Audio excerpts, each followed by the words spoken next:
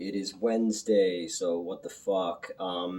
What the fuck? I haven't slept in 3 days, and I usually try to have these videos a couple shot in advance in the event that anything was to happen because I don't want to ever miss a week. But the reason that I didn't have anything shot and it's Monday and this goes up Wednesday is because we were at the New Jersey Horror Con all weekend in Atlantic City, New Jersey, at the Showboat Casino. And we've been planning this since February. This is the first convention that I'd been to since October when at the gaming con when I worked for the other company, and that was the night that I had my complete and total nervous breakdown and was the worst, probably the worst night of my entire life. And I was extremely scared to go to this convention. I was talking to my therapist about it, and she was like, "This is great. This is a chance to do a do over with, with good people, and you have people who are just there for you to make sure you're good and all this." So, since February when we decided we were going to be going to this convention, I've been so fucking nervous. I'd been like just a ball of nerves, man. Like I didn't want to be like I don't know, triggered from being at a convention or seeing people and then it taking the wind out of my sails and stuff like that. And yeah, that did happen, but so all in all, it was an amazing weekend. Just a fucking banger of a fucking weekend. And yeah, I was stressed out because I wanted to make the producer and the crew who's working with me feel relieved to be working with me and being like, okay, there is something here, and we had the comic book, and people leading up to it were just like, oh, how can we get our hands on one? We ordered 250 black and white ash cans, and we sold about 60 of them, which is, fucking cool because less than 20 of them were people who I actually knew. Other people who just walked up to the table and, I gave them the song and dance and the pitch that White Trash Hellboy and all the stuff I said in the Florida Man video. And we just sold people on that. And at $10 a piece, I thought, I was hoping that we didn't, I didn't make these producers and these other guys go like, oh no, what are we getting ourselves into? But it was all very, very positive. Like it was such a great weekend. And I saw so many friends and filmmaking people who I haven't seen in such a long time. We had the biggest suite at the Showboat, and Melissa, who's usually behind the camera, and Metz, who's usually helping us. They came down and they were kind of dressed kind of sexy, and it was getting guys to come over to the table and stuff like that. And Brian Du Bois, who I worked on a midnight show with, and his daughter Lisa worked with me on that, and Steve Carino and Brandon Brooks, and all these, and Fallon came down with her family. All these amazing people were just down there, to get the comic. And Brian Donahue took us all out on Sunday night after the con to the Hard Rock, and we had a really fucking good time there. My boy Race, who oddly enough, I met him through that Reddit that hates me, and when everything had kind of gone to shit, this fucking dude reached out to me and was like, his dad had just passed, and we kind of had this conversation, and he became like a really fucking good friend of mine. For him to come out on his own dime just to hang out with us and meet my weird friends and hang out, and that meant a lot to me. Because there's been I say it all the time, it's getting cliche at this point, that like a lot of fucking people reached out to me on Facebook, Twitter, Instagram, whatever, and they just periodically check in on me and just, we're so happy that I've been doing better over the last 6 months, so that's really cool. But this guy coming out was just fucking dope. And then we're at the convention and I see people I haven't seen since I was on the other show, and we would do like the drive-ins, like people came up to talk to me they watch the new stuff I'm doing now, and bringing up their favorite jokes and shit like that, and it's cool and it's humbling, and to sell the comic books. Like my mom came.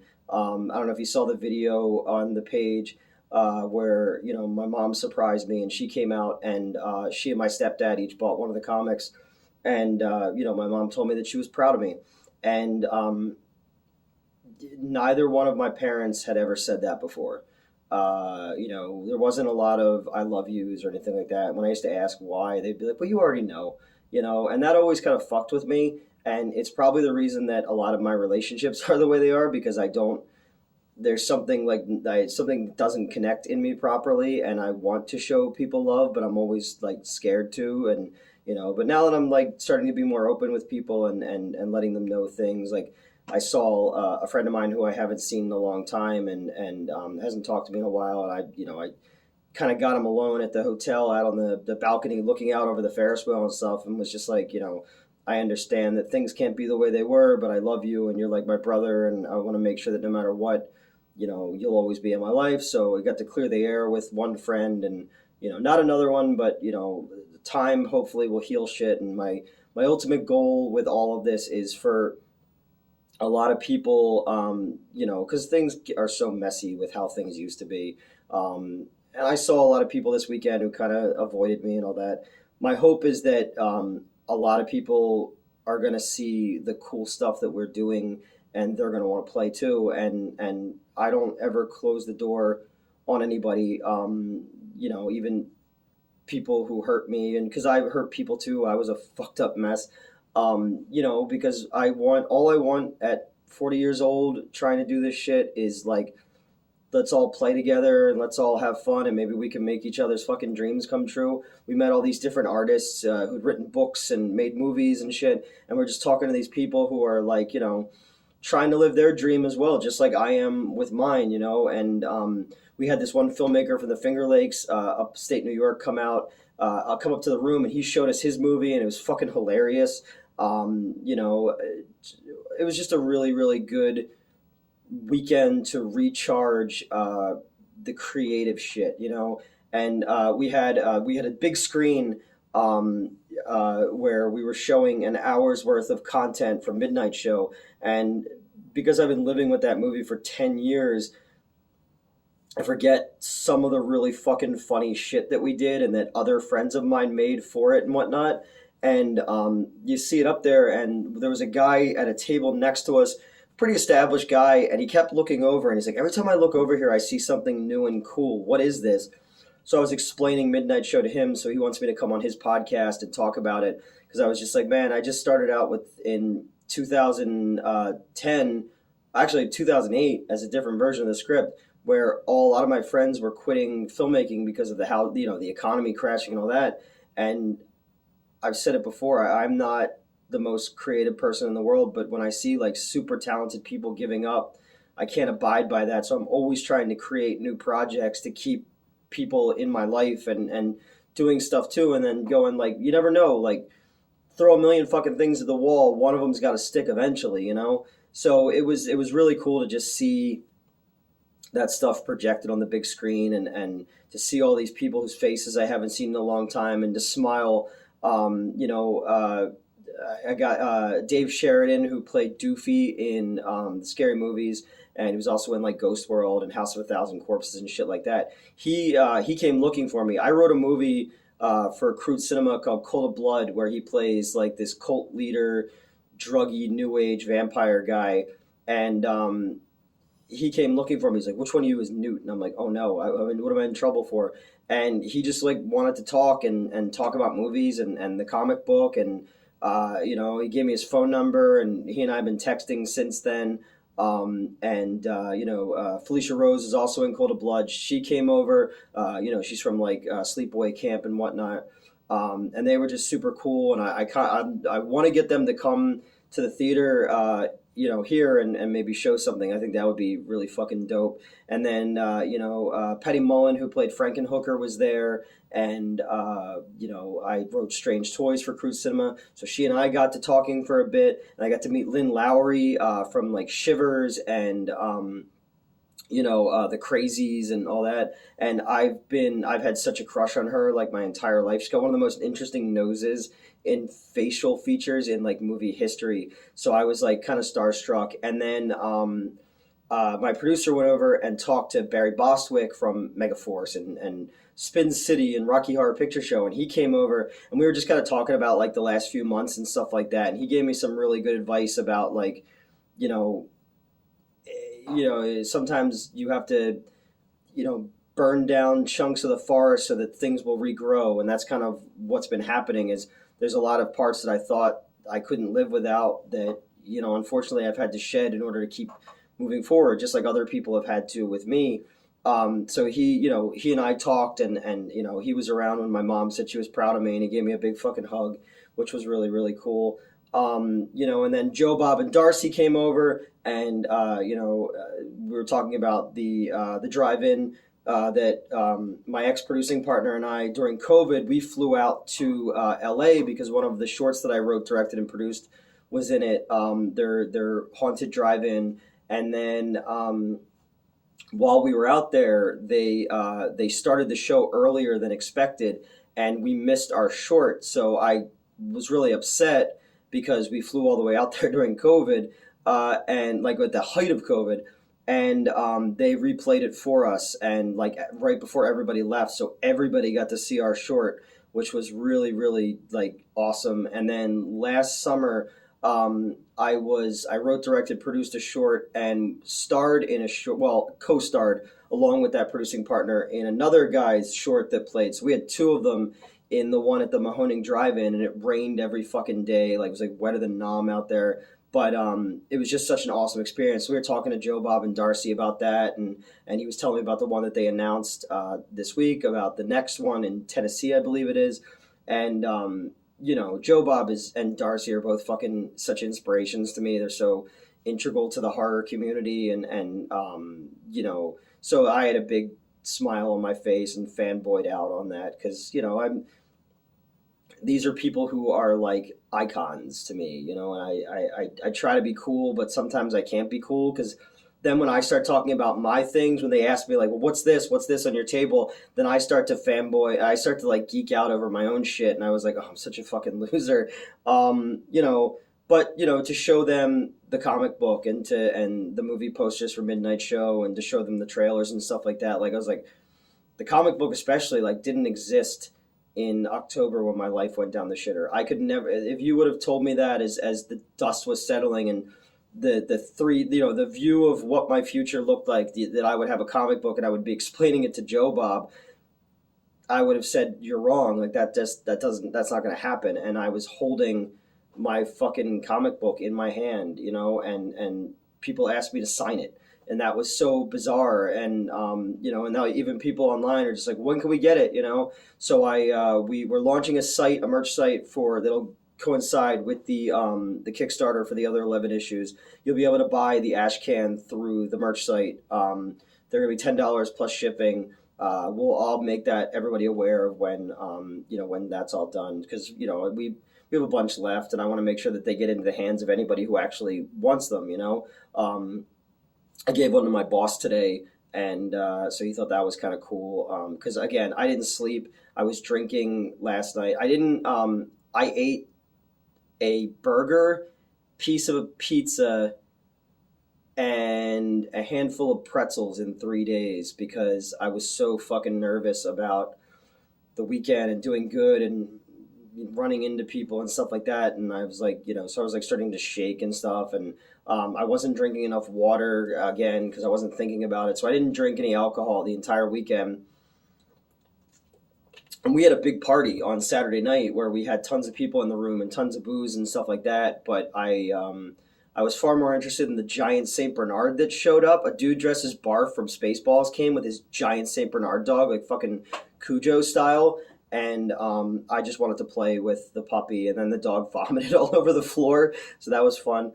And Saturday night, a friend of ours had a situation, and alcohol was involved and whatnot. And I had thought that they had run out of the room without their purse, their shoes, their phone. So I go running into the night, and I go, okay, this person doesn't like elevators. This person, so I'm like trying to use powers of deduction to find this human. I'm running around the steps that were on the 14th floor. I ran down 14 floors, out to the thing, out onto the boardwalk. I'm asking anybody who's still down there from the karaoke thing, have you seen this person? They have like makeup under their eyes and all this. And so I was running around terrified for my friend. And it turns out that they had kind of just like burrowed themselves into a little corner that I hadn't checked, and that's where they were. So when Melissa called me and told me that they were okay, like I felt a great relief. But then I came upstairs. I was like, please don't do that to me again. I'm old. Like I can't run around like that. If I had a Fitbit, it would say check engine. So that was fine. And Saturday, obviously, I had a run in with some people, and it kind of gave me one foot off the merry-go-round. But then I remembered, like, everybody was there for me, and they wanted to see me be successful, and and I can't let you can't please everybody. You can't mend fences with people who don't want them mended. I'm a person who let my own anger and sense of revenge drive me for so long that I can't get mad at other people who need to hang on to their anger and their displeasure with me. So, I mean, that was it. That was really the only negative part of the entire weekend. Like, it was all so fucking positive. And, Sunday we all went out after we packed up, and we went to the Hard Rock Cafe, and we drank old fashions and ate burgers and just fucking laughed. And I took a picture with these random people. Like, that was the thing that I love about it, is like, I've collected so many strays from so many different places.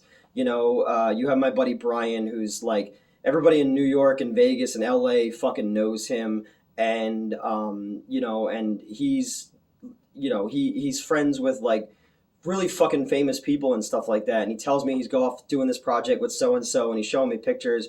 The lead singer of Papa Roach is the one who announced his fucking Brian's divorce from his ex-wife on social media. He sang a song. It was like, okay, and this dude is my fucking friend, and he wants me to be successful. And he's one of those people who, like, I when I worked at the Anthony Wayne Theater, the night that Thor Ragnarok came out, I had to leave the theater and get to the airport right away because I was meeting with my old production partner to fly to Tucson. And on the way there, I had to take this other way, and there was no gas stations, and I desperately needed to get gas. And then I get to the theater, and I remember I have to clean out an entire theater because a friend of ours' son had leukemia, and I told him, I'll run the movie for you separately in a different theater, and then I'll run this one over here for everybody else. And so I'm there, and I'm cleaning, I'm getting them into the theater, and then I'm getting everybody else in the theater. Then all of a sudden people are being assholes, and they invited friends that I didn't say could come, and then somebody lit a match in the bathroom and almost set the bathroom trash can on fire. And I'm like trying to do all this crazy stuff. And when I finally got out of there, I realized I was going to run out of gas, and I didn't know where the fuck I was. And I was calling everybody. Nobody answered the phone. Brian answered the phone. I'm like, I don't know where the fuck I am. He found me. All right. And he brought me fucking gas. And like, that's a ride or die bitch right there, And that's the kind of people that, like, I'd walk through hell in a fucking gasoline suit for them, And just all these random people. This dude I met on the Reddit hate group is here being my friend, and my former employee, and all these this random filmmaker, all these people who kind of, we find this way to connect with each other and build this kind of patchwork friend group. And I like to introduce my weird friends to their weird friends, and we create our own little fucking family. And that's what this weekend was. Like, I can't thank, Kyle, the guy who actually worked on a Batman movie, and Ben, who built the fucking puppets, the Plan 9 puppets, dude. Like, again, the comic book, Midnight Show, the Plan 9 from Outer Space remake that we're doing with puppets. That's something that kind of came up a month ago with my producer and I, and, we're like, well, what if we did this? And he was just like, okay, find us a puppet guy. So I used the guy who built me the Video Nasty puppets for the old show. We had shot a movie called Last Video Store on the Left by the Cemetery. It was pretty much all done. And then when I left, obviously it gotten rid of, but I still have the puppets. Like I said, I'm going to do something with them. So I trusted Ben to build these Plan 9 puppets, and it's one of his all-time favorite movies. So he did a beautiful job, and I was like, I wanted to announce that so badly, but I had to keep it secret till the convention, and they were such a fucking hit, and the comic book, and I don't know, man. I'm so happy with how this weekend went, and I'm so filled with, like, I'm ready to just start filming again and making new shit and continuing to grow this channel. And we're gonna go finish Midnight Show up in Coaldale, PA, at the Angela Theater We shot everything a year ago, but then to avoid headaches with some people, I had to take content out of it. So I saved just the parts that I did with this other person, and the other person said it's still okay to use those scenes of them.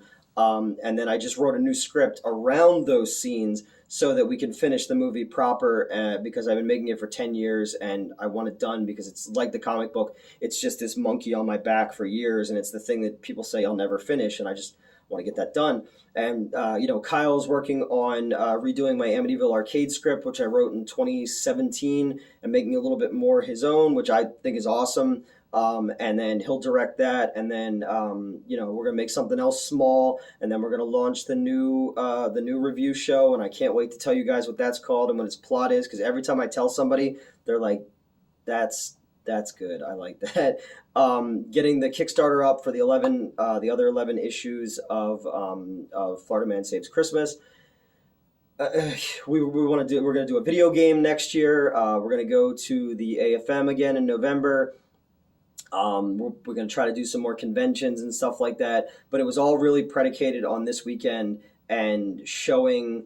Oh, and then we live streamed twice. I got the live stream. They got the live stream set up all together, and then I just went on and just talked and whatnot. But that's something that we're going to do more often, because I know people have asked me, like, would you ever do a watch along or just answer questions? And I love just talking to people about movies or just bullshit, whatever. You'll notice, like, if you send me a DM on Twitter, it'll say hi, and then we'll wind up going to 50 million other directions, because that's how my brain works.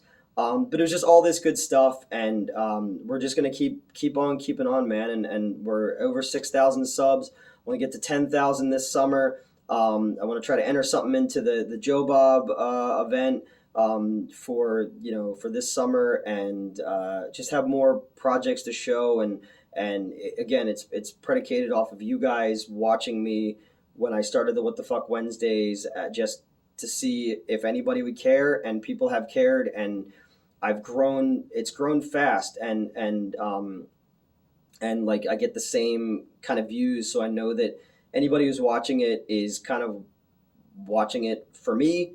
Although I have, like, the reason that we have been getting okay views, or at least constant views, is because I've literally joined every group on Facebook that I can to post things about movie reviews or comic books or movies or whatever, just to try to, because I don't have a marketing budget. I can't afford to buy any ads or anything like that right now. I have a huge tax bill to pay in 2 days, so I'm trying to make some money back. But yeah, no, this weekend, the NJ HorrorCon, I can't thank them enough either for their fucking hospitality. And I can't wait for the next convention. I can't wait for the next event. Like, it would be so awesome to just start getting invited to things like we used to with the other show, or just like to have finished projects and be able to take them out and to talk about movies with people. And like I said, Dave Sheridan wants to do something with me. And I got Lynn Lowry's information, and she wants to come out and do something. And Brian Boswick is in Florida, and that's where Fredel and Ray is. And I was just like talking to Fred. I was like, why don't we try to put something together there? And yeah, it's all fucking good in the hood. So this is a good what the fuck. I feel I feel very, very tired and shaky, and but I'm gonna go to therapy Wednesday before this, and I'm gonna have a lot of cool shit to tell my therapist. And hopefully tonight when I get home, I will sleep really well. When I got home today, because I wasn't home very long, my cat clearly missed me, so I was hanging out with her and giving her kisses and hugs and all that shit, because I'm like that. I love my cat. And she doesn't always love me, but she loves me when I'm gone for a while. If only I can make that work with other women in my life. But yeah, that's it. I'm excited that this weekend went as well as it did. I'm excited that we added a ton of new subs, a ton of new followers on Twitter and on Instagram. We met some new contacts, some possible actors and actresses, some possible fucking makeup people, and books that the producer and I were talking about. Like, we could adapt that. Let's talk to this person and see if maybe we can help them the way that this producer is helping me. So I'm really lucky. I'm really, really fucking lucky that, like, that people stood up for me and came out for me and cheered me on, and we're gonna, we're taking the first steps now towards something awesome. Like I can't talk about some stuff yet, but 2023 is going to be amazing, and it's this shit that I've wanted to do my entire life, and I'm just trying to fucking pinch myself, because I'm so used to things being taken away, that are good and seem positive, and like, I give myself hope, and when I give myself hope, I get let down, and but this is legit, and I hope that I can go back and watch this video in a year and be like, man, he didn't even fucking know the adventure that he was about to go on, So this weekend was great, and I'm really really happy. And I mean, if you saw the pictures, I was smiling really big in all the pictures, and but I still gotta pay that tax bill, and I still gotta I still gotta do all my laundry from the weekend. I still gotta be at the theater every day now to make up for the 3 days that I wasn't here, to make some money, and figure out what the next shoot is, and just keep the pedal to the metal, man, and try not to let the little shit break me down, and stress over the only thing that did go wrong at the convention, because so much went right, and yeah, I'm hoping that people notice that, and want to come play, and get involved, and get excited, because like I'm excited. And yeah, so we'll do, I think, I don't know what the next movie coming out is. I got uh, two movies for the next 2 weeks already planned out for What the Fuck Wednesday. And yeah, that's it right now. I'll have some other shorts and stuff going up that we shot over the weekend, and then we're gonna live stream again. I'm not sure when yet, but I'm trying to get some time off to do it again, because I'd love to do a much longer one. And yeah, so I will see you next Wednesday.